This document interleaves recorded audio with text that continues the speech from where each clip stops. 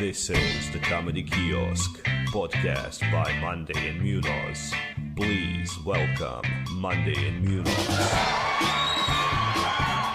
Hello and welcome to the Comedy Kiosk, a podcast in which we discuss news, opinions, and ideas about comedy. We are back. My name is Igor Monday, and with me, my co-host, David Munoz. Hello, David Munoz. Yes, and in my radio voice. Thank you. And today we will be discussing a topic that I think I named The Lost Generation, as I definitely belong to it. I'm not sure about you, to be honest, but we can discuss that. And the idea is basically I was kind of taking a hard look at my life one day, and I realized that, people my age and people around my age, I would say, most of them live a very specific lifestyle. This millennial kind of lifestyle where, we don't really cling to any kind of possessions that much. We don't really have like a straightforward plan or idea of how we want to live our lives. A lot of people are just winging it. A lot of people are living it for the experiences, for the non-tangible things, and so on. And a lot of things that have happened before us in some generations, some traditional values and so on, have somehow skipped us. And then I see it in younger generations, even like kids are like back on the streets. I see a lot of like young kids, like school age kids, elementary school, again, like playing on the street, flinging mud at each other and whatever, things that, previous generations did, but it kind of skipped this generation of like tablets and video games and whatever. So first, let's define what we are, though. I'm sure I'm a millennial. I was born in 1988. I'm not sure about you, though. Well, yeah, this is where it gets weird. So I'm looking at this is the typical birth year ranges, and that's the weird one. So, for example, Generation X is 1965, it says, to 1980. I've seen that it goes until 1979, and then 1980 is when the millennials start, but here it says 1981 to 1996. So yeah, you're smack dab in the middle. You are a absolute millennial.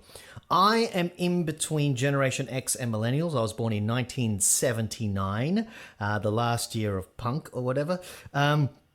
And so the weird thing is, I remember reading some articles, I've seen it pop up every so often, that I'm dubbed a Zennial. So basically a Generation X millennial. So I am either at the very end of the Generation X. So my sister's Generation X. And yes, I do have some affinity for it. The whole grunge movement really was created by the Gen Xers, who were sort of like, had kind of given up, had the malaise and all the rest. So you got all these people like your Billy Corgans, your Kurt Cobains, your Chris Cornells, and all these people. So that's the Generation X, and they gave us the grunge sort of stuff, which then the millennials kind of grew up with, and then the millennials went into the whole the post-grunge sort of movements, and then they had all that what is it, indie sleaze or whatever, so all the indie music like the Strokes and stuff like that. But a lot of those guys who created that music, like the Block Party and all these bands and the Arctic Monkeys, a lot of those guys are probably about my age, actually. Now it's really weird because I'm seeing these guys doing reunion tours, and I'm just like, wait, we're the same age? Holy shit, I thought they were older than me. No. I'm actually that generation. So I'm like, right, so I'm the generation that gave the indie sleaze sort of stuff. Now, what's interesting, though, is I'm also the beginning of the millennials, because the reason with the Zennial thing is we're the first ones to actually use those social medias. We were the first ones. We were actually the vanguard. We were the initiators of it. We were the guinea pigs. So we're the first ones to use MySpace, Facebook, Instagram even. Like Instagram started coming a little bit later. It's more a millennial thing, but the precursor, the originals, we're the first ones to use it. And in a way, we had no one to explain to us how to use it or how to use it wisely. And so, there's a lot of that excessive use and things like that, which I think a lot of the later generation, especially now, Gen Z, who was 1997 to 2012, those people born in that period of time, they watched us kind of use it inappropriately. And a lot of them have just gone, yeah, that's kind of messed up. You guys got really body dysmorphia, and you got a lot of like issues with like image and stuff like that. And I think that's maybe why you're seeing those people, like you're saying, like on the streets again and kind of going back to more traditional values. Maybe that's why, because they saw our generation sort of like playing with this stuff, but without any guardrails or without any kind of knowledge. Like I remember seeing a woman probably about my age once. About my age. And we were on this island in a lake sort of thing, right? And she was in yoga pants, right? And she was doing these sexy ass poses, like, like kind of slutty in a way, like, leaning forwards, a lot of cleavage, this and that. And I was just like, okay, whatever. Like, obviously she's taking Instagram or Tinder photos or whatever. The part that was interesting though was it was her daughter who was taking the photos, and the daughter's probably about 6 or 8 years old. This cute little girl in a dress with pigtails is taking photos of mummy sticking her tongue out, or like, kind of in these like lying down, leg spread sort of poses, still clothed, mind you. But I was just like, what the fuck? Like, come on, in front of your own daughter. And then I remember another time, like, I was sitting there, outside of work when I used to smoke, ladies and gentlemen. Do not smoke. It's very bad for you. It's a horrible, horrible habit. But I was smoking in front of work, and a whole group of young girls who were about 16 had shown up. And I'm guessing, I think it was maybe, and they had some mothers with them or whatever, or like things. And it was during summer, but it was like a summer camp, obviously, group. Maybe, I don't know, I got the feeling that maybe they were like dance troupe or something like that. Just the way they were dressed and they were moving. And some of them were like practicing things.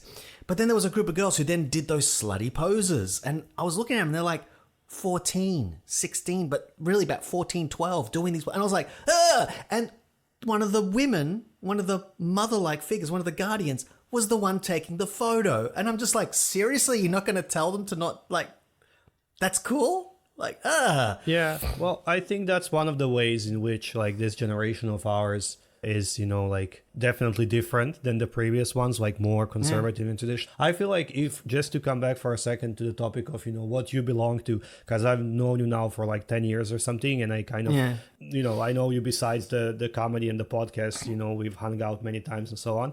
And I would say this exact kind of verge on where you kind of fit, where you belong, is very visible, because I would say that your, let's say, taste in music or films or something like this is very, like a very Generation X. Yeah.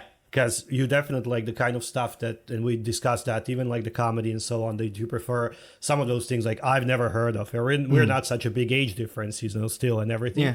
On the other hand, I would say like your lifestyle and your just everything, even like fashion sense maybe and things like that, are more millennial. Yeah. So yeah, I would agree with that. Yeah. Yeah. So that's why I feel like we're somewhere in the same boat, and also especially because we grew up in two very different environments, I would say. So for like you grew up obviously in Australia, I grew up in Croatia, so whatever you guys had, we had it like 10 years later, I would say, especially because also we had like here the kind of socialist Yugoslavia when I was born, so you really couldn't have that many like Western things, and then there was a war for 5 years. So I feel like all the kind of interesting, cool things like, I don't know, computers or video games or whatever, like, Pokemon, anything, like it was always coming with like at least a few years delay, some with like 5, 7, 10 years delay.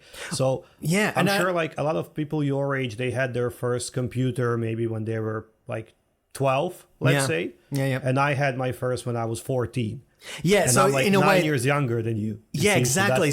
Yeah, so that's what I think. Like, I guess this is the hubris of with the whole Western generation sort of stuff. Like, people, think about it based on their own country, but then if people in Eastern Europe, particularly, like, with the fall of communism, they came in later. So in a way, the millennials of the Slavic countries, of the Eastern European countries, are actually probably closer to the Gen Xers in a way, like, because a lot of the stuff that came afterwards, and even some of the music, like I remember hearing some, younger Russians, like, when I was living there, when I first arrived in particular, there were some bands and stuff that they were just like, oh yeah, they were really big in the 90s. And I'm like, what? That was the 80s. Like, what are you talking about? Like, yeah, because they had been big, and then they broke through in the 90s in the Eastern European part. So it's like, oh, so that's where it gets all mishmashed and like, yeah, churned up. So in a way, it was perfect for me because I was in that cusp thing. So I actually got to relate with people like you and people who were like younger than me. But it's like, actually, we were kind of very similar in that regard, because you had this mishmash of like, yeah, what you enjoyed. And like my range of music, yeah, some of it's very, very Gen X, but then some of it I really got into the indie stuff later on and all that sort of stuff. So it was like, so that's actually very, but at the same time, a lot of that music was sort of like a cycle of the early 80s. So it was like, for me, it was like, we have new bands who were doing stuff that was older bands were doing, like early Cure and early Smiths and stuff. And now they kind of inspired a newer generation, and I was able to get into that because I was like, the Block Party, it's sort of an amalgamation of the Cure, the Smiths, and it's all the Wombats and stuff like that. And it's like, so you guys are a mix, or Arctic Monkeys, and it's like, yeah, they're great. And the Strokes, but yeah, it's kind of a weird one. But what talking about before about the experiences, that's an interesting part, because it was Generation X were told, get the house, get the mortgage, get the kids, all the rest, don't leave it too late. And basically it was, you were like pushing the limit if you had kids in your 30s, stuff like that. For the Gen Xers, like that was like, you're leaving it late. Like, oh wow, you're so modern and whatever for having a child after the age of 30. Like, nowadays, I don't know, but like, people are doing it in their late 30s and early 40s. Like, I had it in my, now practically. I mean, it did take us a couple of years for it to work out. So we were trying from my early-ish 40s, but we had him when I was 44, 45, and now I'm 46. So, the whole thing is that he, no, it must have been 45. Doesn't matter. Anyway. You were old. We get it. Yeah. So anyway, the point is I had him in my mid-40s. And the thing is, I'm actually a little bit self-conscious about this. I'm like, maybe we did have him like just a little smidge too late. But at the same time, I see other parents around and some of them are like that as well. And I'm like, okay, maybe it's not that bad. But yeah, I mean, I judge it first and foremost by the kind of people around me and people my age. I say people my age, I'm 37 now at the time of recording. I don't know when this is going to go out, maybe in 5 years, but I'm 37 at the time of recording. And, people, let's say 35 to 40, something like this, are mostly in the same boat, mostly some even single, but not all. Some are in very long term, like, I don't know, 12 years in a relationship, let's say. Not engaged, not married, anything, just like dating, happy with that, focusing on the career, focusing on experiences, traveling, this and that, because I feel like also for a lot of us, and this is why I called it kind of the lost generation, the game really changed for us. Because the generation before, you could count on things like a pension. You kind of knew that you knew that was a system. You work hard, you pay your little pension fund. In the end, you kind of earn that and that's yours. Nowadays, I feel like people my age don't even believe that. They're like, no one's going to give us anything. Like there won't be any pension fund. Like there is going to be like shit's falling apart, Third World War, something, So people don't even believe in those kind of like tangible materialistic things anymore. I feel like, at least people our age. And then all of those other things, again, I would say, let's just say people, not that people don't want this. Most people that I know would like to have a family and a kid and stuff, but you feel like I would say a lot of people I know at 35 still felt like a kid, and they would rather spend like 200 euros on a Lego set than on a crib, or on a Lego set for their child. Like they would rather spend it on a Lego set for themselves, So I think that's the difference, because we really, as you said, we were the guinea pigs for a lot of things. And I feel like my generation in Croatia, maybe your generation in Australia, was like this first generation that had a chance to actually like try out the internet, the whatever, like the video games, the social net. The world expanded. Yeah.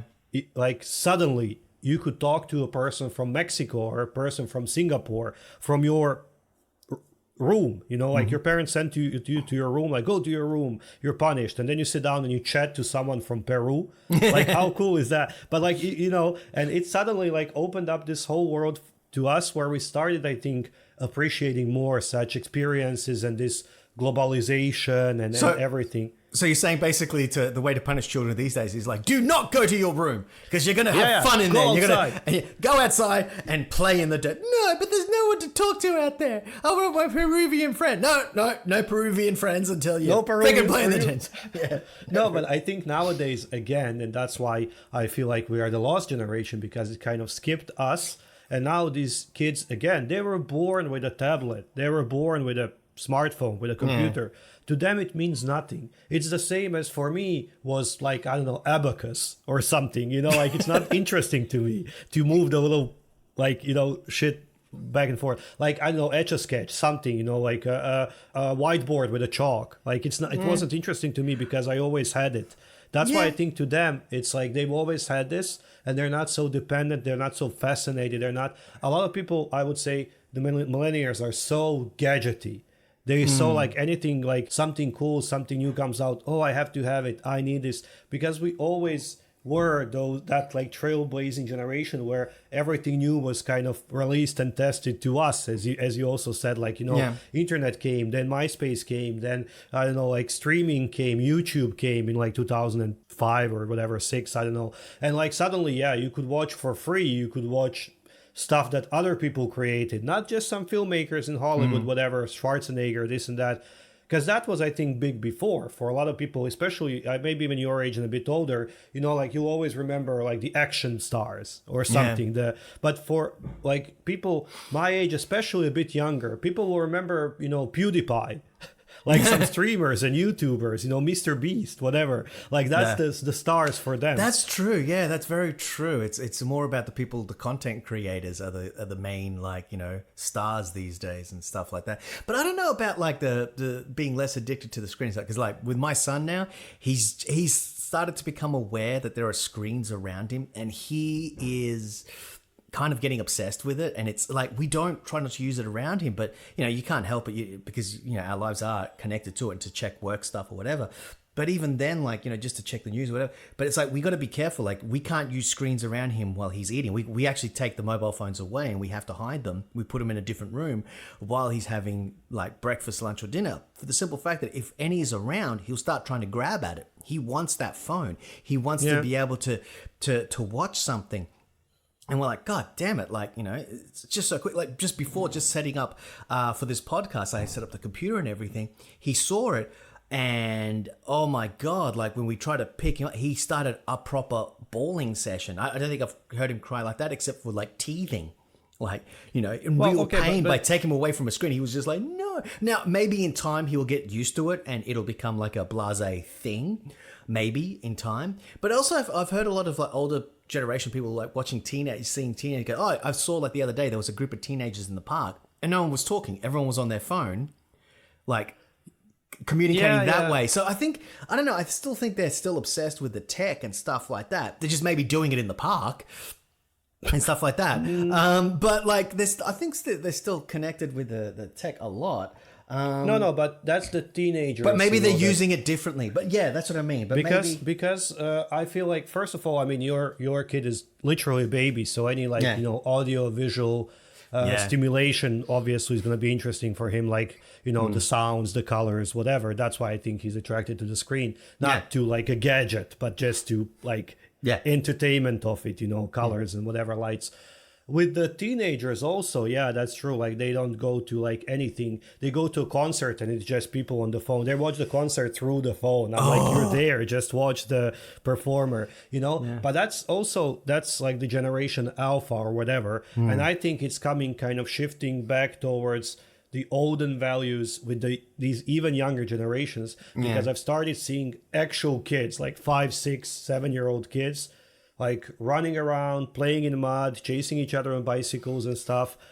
Where this generation that's now like 18, 19 and on the phone, at this age, 5 or 6, they were already on the phone, on the tablet, on the computer, playing those stupid like games and watching the YouTube videos and whatever. Right, but now I just had a thought. Do you think that's the kids who are like, I don't give a crap about the phone or the screens?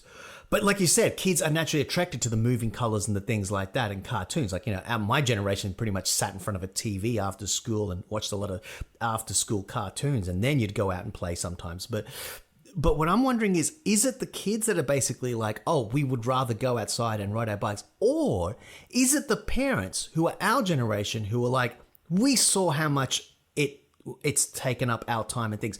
No, you have to go outside. I'm limiting your screen time. I think it might actually be the parents who are forcing these kids. In a way, it's like, you have to get out because I've seen my generation. And like, if I was to do that, I'd be like, yeah, my generation grew up watching, sitting in front of a TV, watching cartoons after school. And then the next generation, the millennials, sat in front of computer screens watching YouTube clips of Mr. Beast or whatever, as you were saying, and PewDiePie. Yeah. And it's just like, you know what? Let's just stop this, because that's way too many generations of people staring in front of different screens. We're basically obsessed with screens. And you know what? You kid, get the hell out. Like, I'm limiting your screen time to 1 hour a day.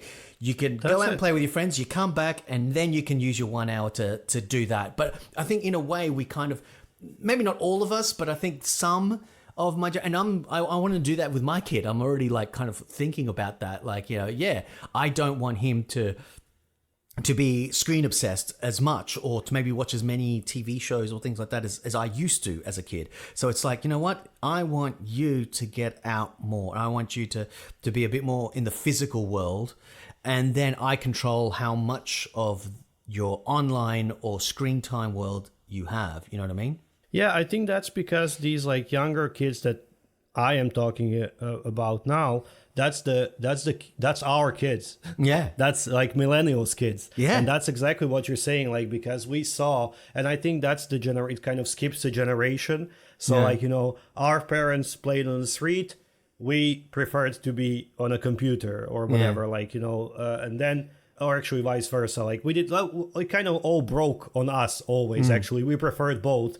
I got the internet and I was like, I need to connect and talk to my friend in Peru. But at the same time, you know, my friends are like, hey, let's sit on a bike and go kick a football and chase girls. And I'm like, yeah, let's do it. So we were kind of always, that's why I say we're kind of lost between both of these worlds and all of these exposures to everything. And we kind of wanted to do everything. And in the end, a lot of us did nothing. Well, yeah. And that's where I think the lost generation comes in, as you were saying. This is the generation that didn't know what to do exactly. And maybe that's why they got lost, because there was no major focus. Also, like I said, the grunge period, the Gen Xs and the indie sleaze stuff. But like afterwards, like all this sort of period of time, also, a lot of that was about apathy and about the I don't care attitude and what's the point. And like you said, like, hell, I'm not going to get like a pension and all that sort of stuff. And yeah, it was like this malaise.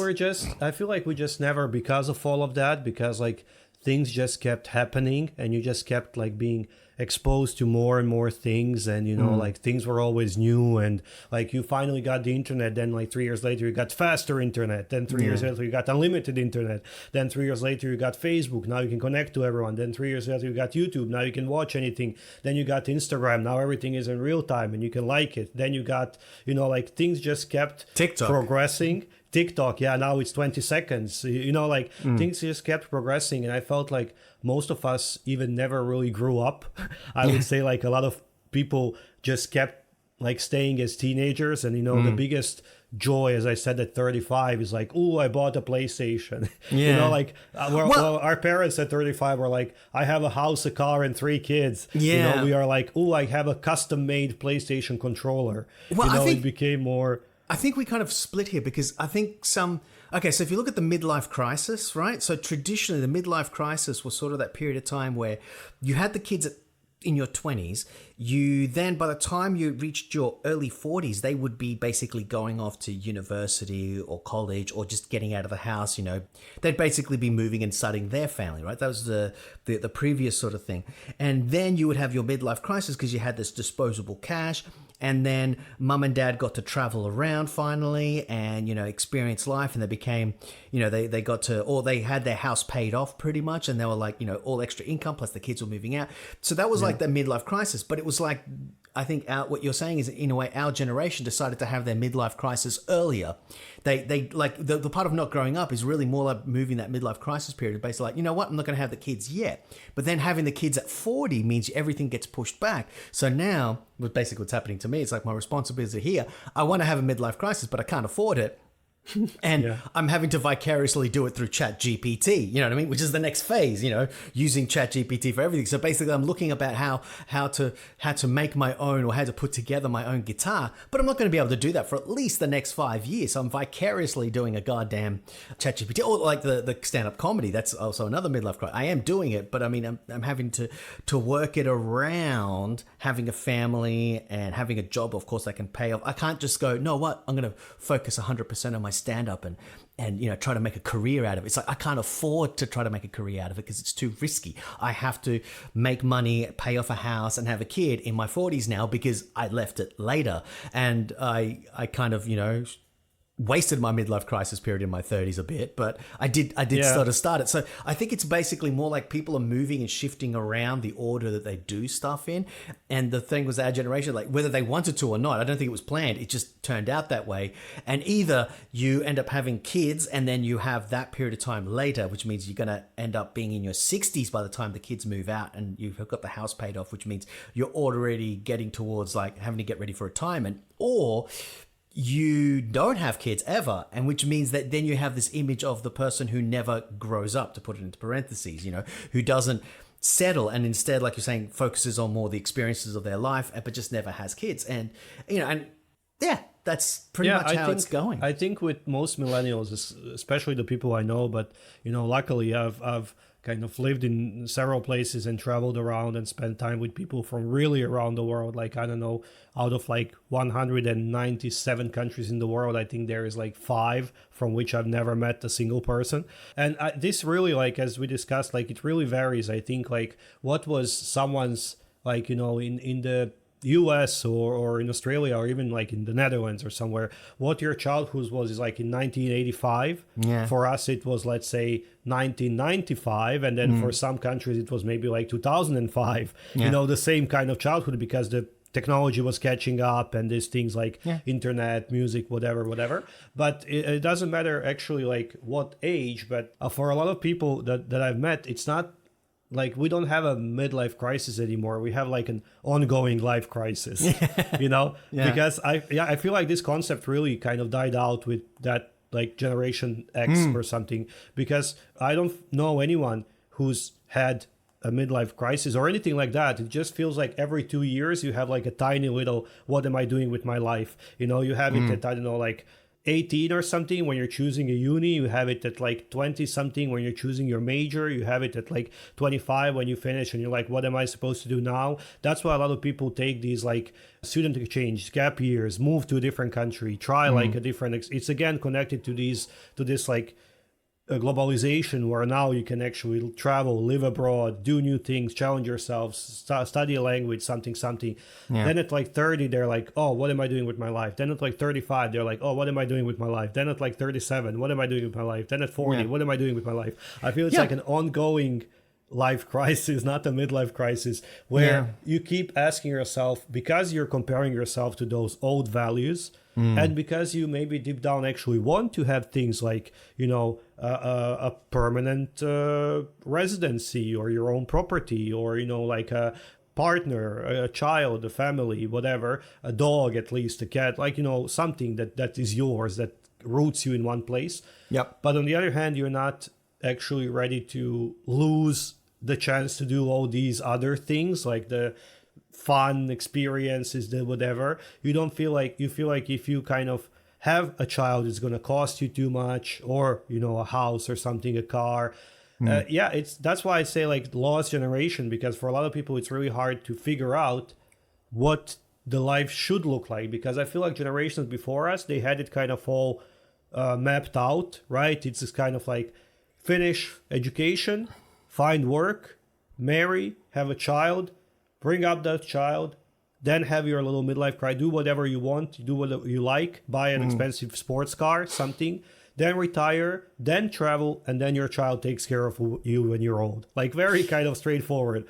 For us, very messy, very all over the place, and I feel like a lot of people have literally no idea what they're doing in life. Not that it's a bad thing, not that you have to have like a straightforward one-dimensional plan. I think it's good to enjoy your life, to take each day as it is, and to have this spontaneity and everything. I don't think that's necessarily a bad thing. I'm just saying, like, there is maybe no structure in people's lives. And again, I think the children that are brought up by millennials, that were born in the last like 5-7 years, I think these kids will grow up and have more of those traditional values, because I feel like whatever we missed out on, we are now kind of projecting and teaching those kids not to miss out on.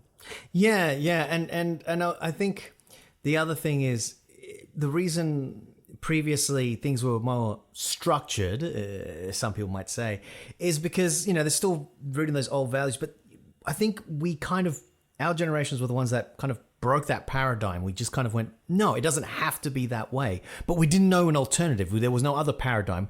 So it's a kind of like, as you were saying, it's sort of like seeing how it goes.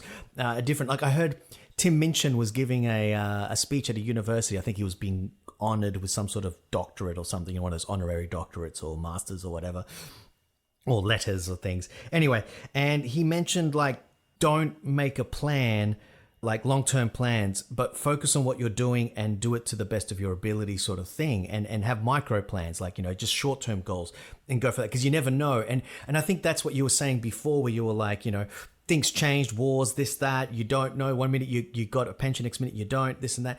I think our generation also, because everything got blown up in that regard, and now we're seeing how chaotic life is, I think, and especially maybe even younger generation, it's not about having this structure. It's more like, okay, this is where I am now. What are the opportunities? Because if you'd make I found out in my life, any long-term plans I tried to make never happened. None of them have ever happened because life keeps changing and it's impossible to do it. Like, it's not because I didn't go for it, or it's not because I didn't want to anymore. It's more like I just couldn't. It's just like, well, no, that's just not happening. Or something else pops up and I went with that instead. So, it's about opportunity. And so I think it's more, we kind of do baby step now, or so like these short terms, little spurts. And then once you get to the next one, you then look at your options and go, right, now what can I do? And you kind of think, okay, there's potentially this long-term plan or this one, but let's see how it goes. We'll see. And okay, that one seems to be opening up. Then I'll start going in that direction. But then there's something else. Well, I can shift. I can pivot. And I think that's more about, we are learning on how to pivot sort of stuff. But like you were saying, I do agree.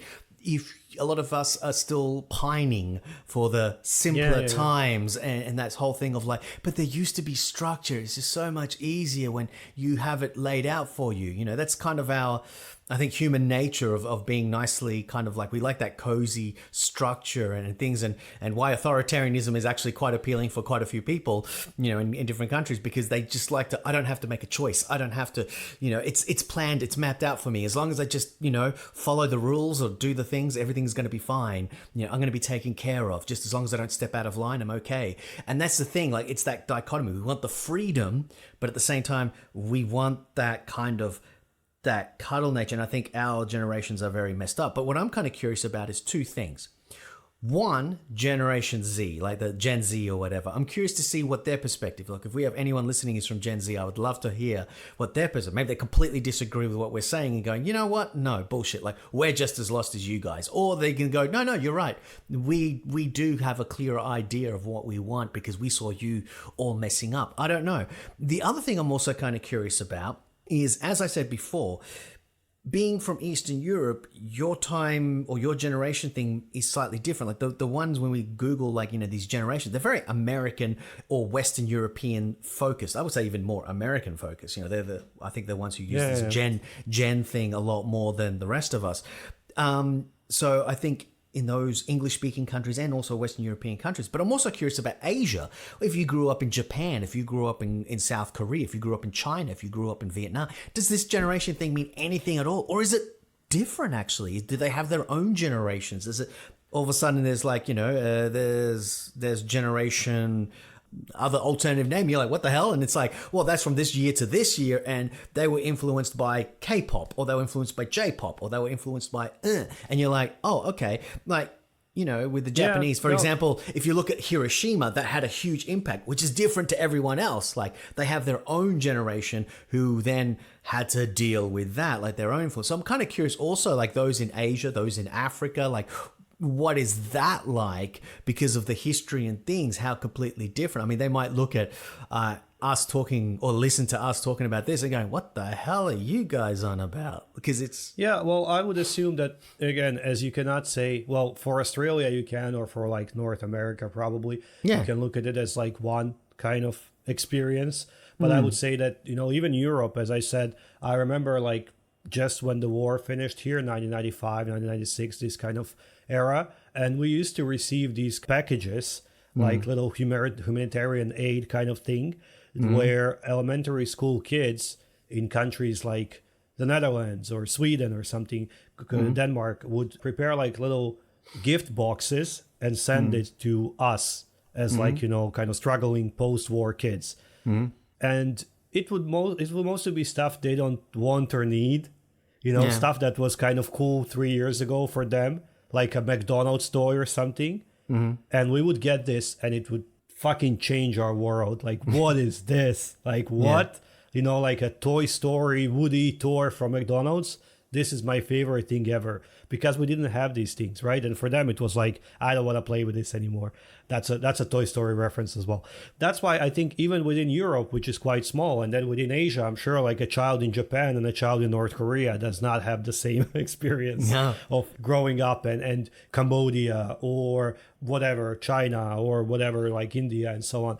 Within Africa as well, I'm sure there are differences and so on. So yeah, definitely, I'm actually curious, how does this translate to like other countries and regions of the world as well? But here we're mostly talking about this, of course, like Western idea of generations and lifestyle, obviously. And even though you mentioned probably 146 times that I'm from Eastern Europe, I wouldn't say so, because I think it's more like I don't really care what people call it, but I see it because, we're here kind of divided between the Mediterranean lifestyle even more, and we tend to be this kind of pro-Western country for the last like 30 years, especially after Yugoslavia. So I would say like a lot of those things that came to us in the 90s, for example, when I was a kid, they came from Germany. And a lot of people watched like German TV and German Cartoon Network and things like this, and were really into things like, Johnny Bravo and Dexter's Laboratory and, kind of the Cartoon Network shows, whatever.